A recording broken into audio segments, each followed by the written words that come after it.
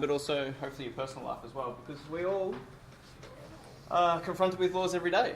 No matter where you go, there'll be some sort of legislative or regulatory framework that you have to navigate through. Some of us would have caught public transport today. The ticketing system is based on a regulation that is a law. If you travel without a ticket that's valid, you're breaching a law that's been put in place. Similarly, when you're working in the professional environment, hopefully as accountants, I guess a good starting point, how many of us here are in the MPA, the Master of Professional Accountancy? Majority of accountants. Any others, MBAs? International Business Masters? Anyone that's not on that list? What could? CP? CPA? Yeah. Awesome. So most of us look like we're going to be accountants. So the course will focus on principles of law that relate predominantly to accountants, but also business professionals as well. Awesome. So business and corporations law. What I'll do for this lecture is just briefly go through the course content or structure for the semester. So what we're going to cover when, and the most important thing for us is assessment, because we want to smash the assessment and we want to be on top of it. So I see myself as a facilitator of you guys passing this course. So if you've got any questions, either during class, after class, or any time, maybe it's 2 a.m. you wake up having a moment where you're like, I have no idea what he was talking about in class today, email me. So I'm here to help and get you through this. So on the board is just our course learning outcomes. So this is what we're expecting us to know at the end of successfully completing this course. These are part of the course guide. So I always encourage that you go to the course guide because that's the source of truth for the semester.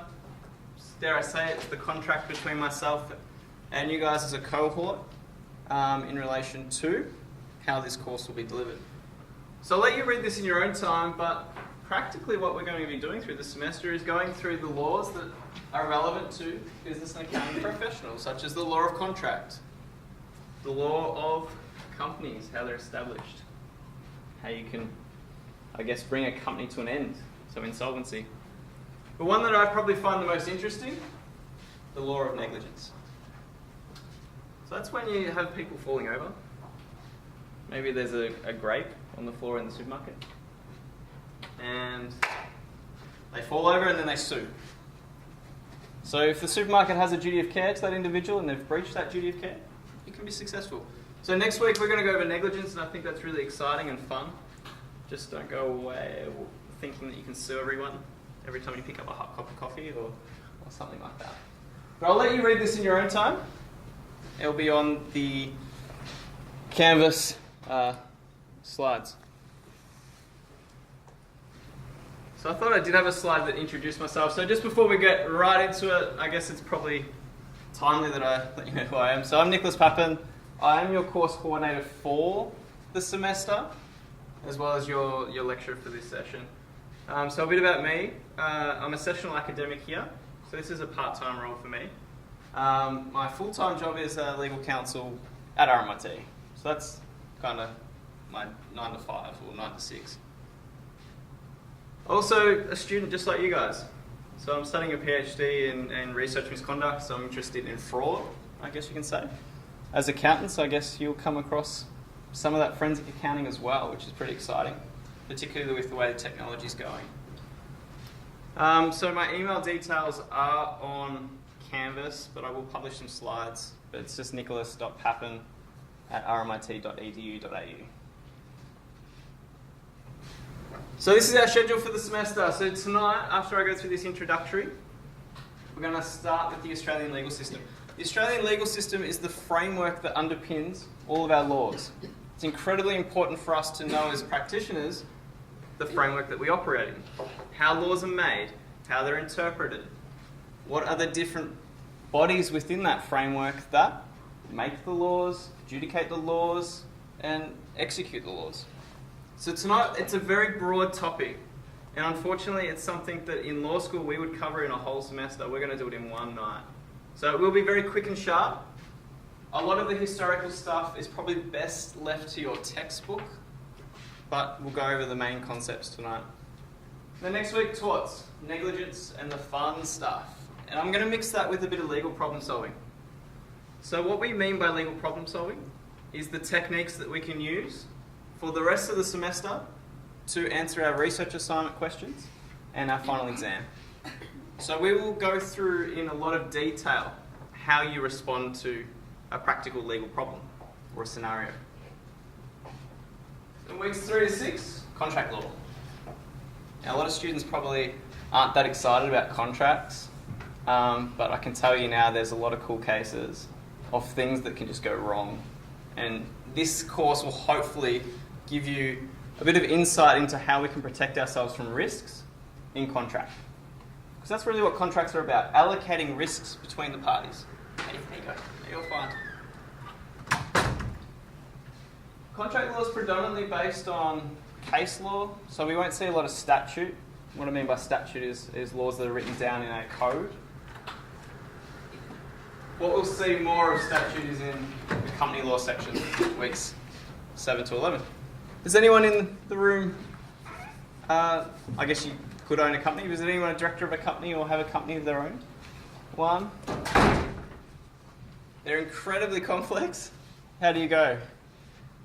Okay? Yeah, I had one for 15 years, so yeah. Awesome. So hopefully this stuff will be sort of familiar in terms of the establishment, the creation, and the internal governance around how companies operate. For us, this is a big part of the course, and a lot of your exam will be on the company law principles. So we'll go all the way through setting up a company, how the directors and shareholders interrelate or interact with each other, all the way through to insolvency, or what we call the death of a company. You see a lot in the news, things like Max Brenner. Does anyone like Max Brenner? Who goes to Max Brenner regularly? Not many. Anyway, they went through voluntary administration. It was all through the news. Financial performance was not good. So what happened was someone, probably with accounting qualifications, came in, sold off a bunch of assets, tried to get the company to float, and I think they ended up selling it to someone else. And now it's just trading as Max Brenner still on face value, but all the players behind it is a different owner, pretty much. Technically, it's another body. So we'll talk about that more in weeks 7 to 11. And then week 12, we will just spend the session getting ready for the exam. We'll just practice. We're going to nail this exam together.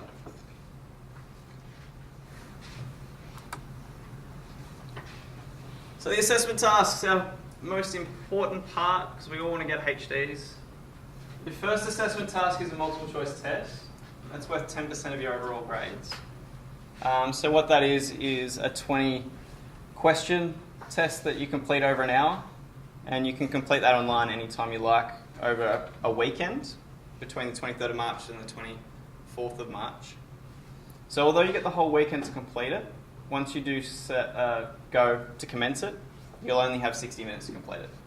So it's a good idea just to keep that in mind, that on that weekend you'll have to do a test at some stage that's worth 10%. We'll go over that in more detail over the next couple of weeks. Then you have a research assignment with 40%, that's 3,000 words. It's due in the 12th of May, so a little bit of time. And then our final exam worth 50%. Yeah? It open book exam? All open book. So every assessment task that you do in this course, open book. What we mean by that is you can take your textbook in with you, you can take your notes. The only thing you can't really take is your mobile phone and electronic devices that you can Google with. Hey, no, you're okay. It's all good. So it's really important that you keep detailed notes now, and I'll explain that as we go through this introductory session. So for us, we want to learn through feedback. A lot of the assessment tasks, you'll get your marks back with detailed feedback within 2 weeks, particularly research assignment. MCQ, you get your results straight away. But I also want to give you the opportunity to submit work that you'll do throughout the semester. So you might have a go at the practice questions on LMS. Feel free if you want to submit them to me, and I can give you feedback on your answers to that. It might not be the quickest turnaround. I'll try and get them back to you within 2-3 days. But it's an opportunity for you to get that feedback as to how you're going. Similarly, with the research assignment, we actually give you the opportunity to submit part of it as a draft for feedback before you can submit the final. So students that participate in that process generally do a lot better. So I recommend it.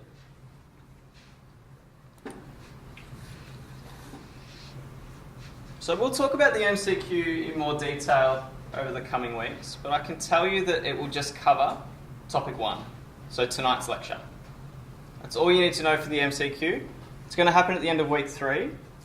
So we'll go through the lecture content tonight, and then I think next week what we'll do is at the end of class, so unfortunately it's a very late class, so I do apologise for the timetable, but between 9 and 9:30 we can have a workshop session to go over some of the questions that are on LMS at the moment, and that's not compulsory, so we can end the content, and if you want to hang around to go through those questions, that's what we can do. So the MCQ will have 5 different options. In terms of which one is correct is up to you to decide. Sometimes more than one answer can look correct, but there is only one correct answer, I can tell you now. Just watch your time in terms of that, because 60 minutes can go quite quick. And this quiz is a very good opportunity to get some early runs on the board. Students tend to perform really well and usually get between 75 to 80%. So there's no reason why you guys can't do the same.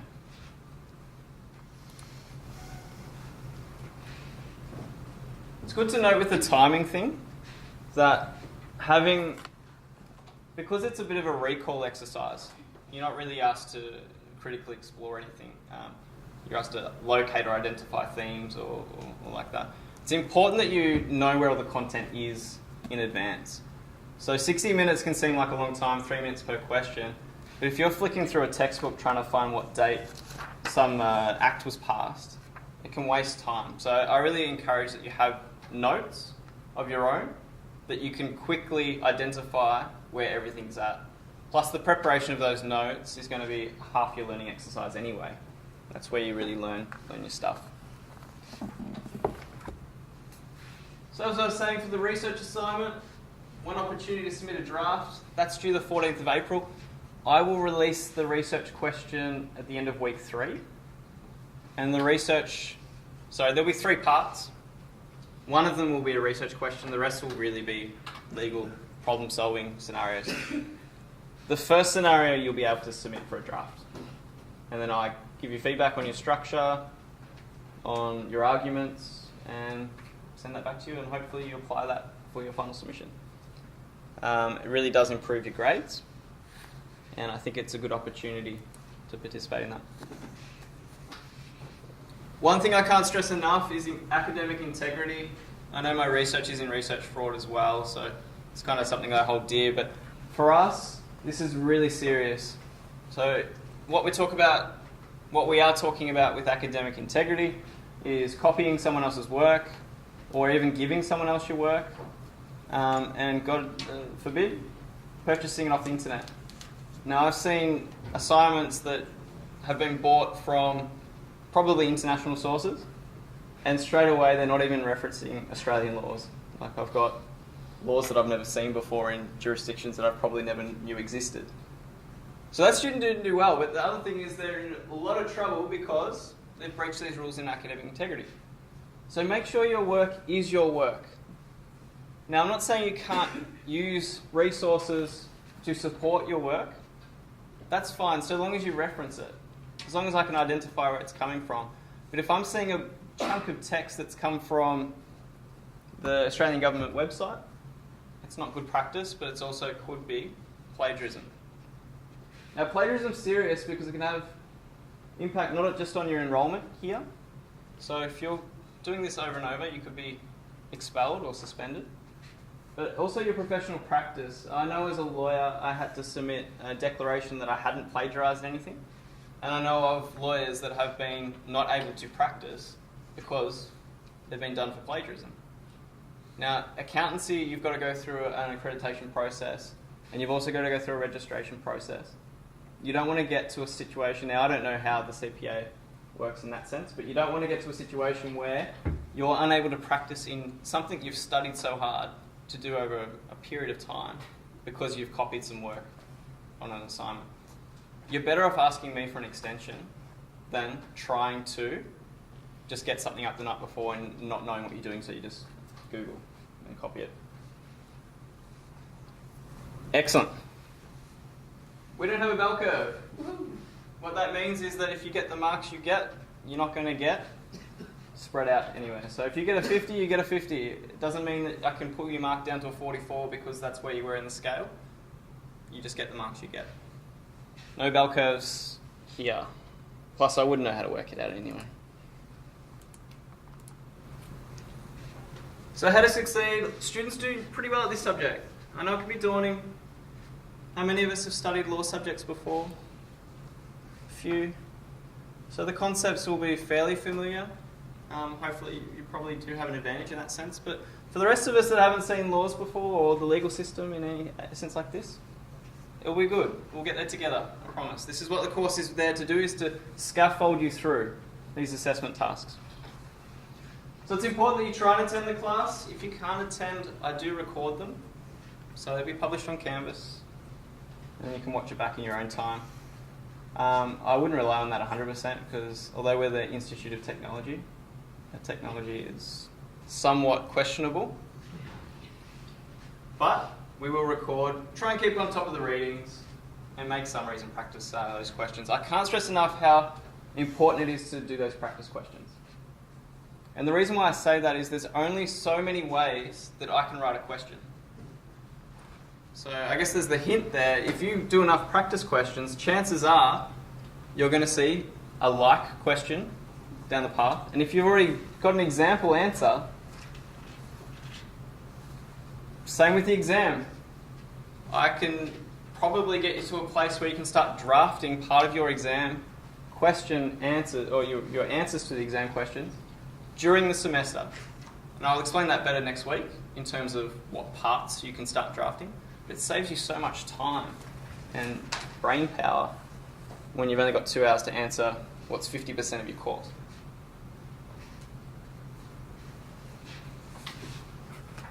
Don't listen to week 2, it's going to be week 3. The reason for that is we've got a question that is not in a written form. So one of the questions actually will be a video that you'll watch. It'll be a simulated interview, and your job will be to watch that and pick out the issues and then provide advice based on what that client was saying in terms of their problems. So this is our recommended text. Anyone had an opportunity to get a copy? No? A few? It's based on the CPA program requirements, so it does cover everything that you're required to know for CPA. It's not compulsory to have the textbook, although a lot of students prefer to have it because as you've got open book exams and assessment, it's good to have. Brand new, I think it's about $125. It's probably not the cheapest textbook in your arsenal, but because this is a 2016 edition, there's probably some on the second-hand market now that you can purchase a bit cheaper. Will you provide book in the exam, or you have to take the book? You have to provide your own. Yeah, so if you wanted to take this textbook, you could borrow it from the library, although there's probably 100 other students that will do the same. But yeah, you need to have your own copy for the exam. We'll also publish some materials online throughout the semester. Weekly topic notes are a good summary set up. Also some journal articles or some contemporary stuff that I've found that I think you might find of interest. So the textbook will help you, but it's not a necessity. What is a necessity is having good notes. Now, if you Google Business and Corporations Law course notes, you probably see a bunch of examples. So if you're looking to see how other students set them out, you can do that. I just would caution though around purchasing them, because these are for sale online, because we don't know how accurate they are. And I don't want you to rely on something that is not accurate. But good example how you can set them out. Some students like to have their notes like that. Post-it notes and highlighting and stuff, that's fine. Drawing mind maps and things like that is sometimes useful. But one thing I recommend is that when we talk about legislative provisions or a section of an act, I really encourage that you print that section out for the exam. So you have that within your notes or separate. We don't want to print the whole Corporations Act. Does anyone have a look at that piece of legislation? It is long. We're talking thousands of sections. It is long. You don't want a copy of that. Also, the lecture slides. Really good starting point for your notes. It won't get you all the way, but it does cover the key content that I think is important. And in class, I might emphasise some stuff. I might go over something more than others. That's a hint for you guys to know what's important and what's not. If I'm just glancing over something,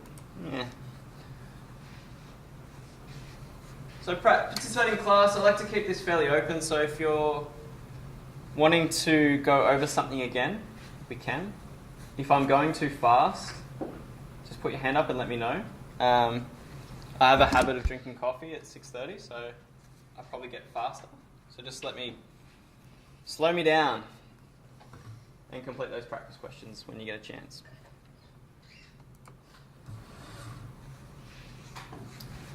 I think the most stress in this subject is the exam. 2 hours for 50% is not a long time, and from past experience, I think most students struggled to complete this exam in that amount of time. So I really encourage that you start thinking about how your notes are set out early. I can tell you now week 1 won't be on the exam, just the multiple choice quiz.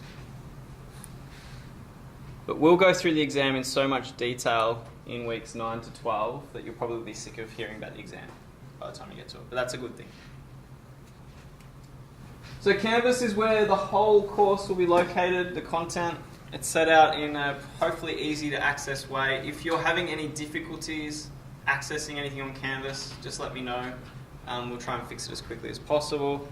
This is where you'll find your assignment tasks, all your assessment, even your grades. I'm sure it's the same for every other course that you've studied or started to study here. There's also discussion posts for you to discuss as a cohort if you like. So you can raise questions using a discussion post. I will respond to it hopefully within 2 days. But if you're another student that's seen someone just post something and you know the answer to it, have a go, answer it. We want to make it as a friendly cohort. A lot of the people sitting around us now could be a network that we have for the rest of our careers. Don't underestimate how powerful it is having peers that are doing similar work in terms of your future. Make university work for you. Get as much out of it as you can. Don't just pay the money and walk out. Make this an experience that you've really enjoyed and you can look back on and say, yeah, it's made a difference in your life. So resources for law students. There is a learning lab on the RMIT website. Now this link is in the slides that are published on Canvas at the moment. But there's some really good resources that walk through how to respond to law questions in those specific areas. So the negligence one is possibly something you could look at next week when we talk about negligence. And it will walk you through that process of responding to a legal scenario. There's also some writing and study skills resources available to help you with your academic writing. And at the top, in addition to the feed forward, there's also free assignment feedback. Has anyone had an opportunity to use the assignment feedback before? Yeah? Did you find it useful? Yeah, I actually used it. I attended introductory academic program that was for Australian scholars, so there I practiced. Awesome. So what this assignment feedback is an opportunity to submit your assignment for grammatical, structuring, sentence phrasing, feedback. Now they won't give you feedback on the content, so the legal stuff. That's what I'll do. But it's a really good opportunity to clean up your assignment. Now 10% of your marks are actually presentation and grammatical correctness and things like that. So if you have any questions about it, submit it for feedback. It's free and they'll respond within 24 hours. Cool. Any questions so far about BizCorps? How do we feel? Ready to learn about law? It's not the census date yet, so we're all good. No, everyone's going to enjoy this course, I reckon. But before we get started on this week's lecture, yell out if you have any questions at all. Yeah. Sorry, bud? So the research assignment is an individual assignment that's to be conducted by yourself. I've got no issues with you having a conversation about the assignment, but you have to write it by yourself. And you've got to be very, very careful about academic integrity in that sense stuff. Just on that research assignment, it is in 3 parts. Part 1 will be probably a negligence problem-solving question. Part 2 will be a contract law scenario. And Part 3 will be a contract law research question, which will require you to research the law. Will there be cases? There will be cases. So next week we'll go through how you can identify or locate cases and how you can use them to support an argument. Now with law, it's sometimes tough for students to comprehend there's no right answer other than the multiple choice quiz. Of course there's a right answer because that's the way it goes. But in the research assignment and final exams, there is actually no such thing as a right answer. What I'm looking for is quality arguments that apply the law correctly. So although your outcome or your conclusions might be completely different to what I would think are the outcomes, I'm more interested in the quality of your argument. Could be completely different, but you can still get full marks. And that's where that case law is really important. Will there be any case in the MCQ exam? There will be cases, but they'll be asking things like what was the outcome of that case, what year was it heard, like those basic recall questions. Yeah. So for the exam, like you just to reiterate, obviously you bring a textbook, you can bring your notes, lecture notes. It's pretty much unlimited of the information you get other than the fund, is that correct? That's it. So for the exam, you can take in as much paper as you like. You will need a calculator though. I stress that because we're going to look at insolvency calculations and how much creditors are going to receive in that process. But it can't be a fancy calculator that's programmable or something like that. I'd recommend going to a newsagent and buying one of those $5 ones and knowing that it's not going to be thrown out. There's nothing worse than going to the room with something that's prohibited and the invigilator just takes it and it can really throw your mind out. I think RMIT's rules have changed as well in that you can't actually take your bag into the exam room anymore. So just be careful with your valuables. I'm not sure how the security works, but if anyone's sat an exam here before, it's like a huge warehouse with 500, 600 people sitting in exam at the same time. But we'll get to that in the final weeks of the semester. But I hazard against taking too much notes in because you can't get through it. But you can take as many as you like.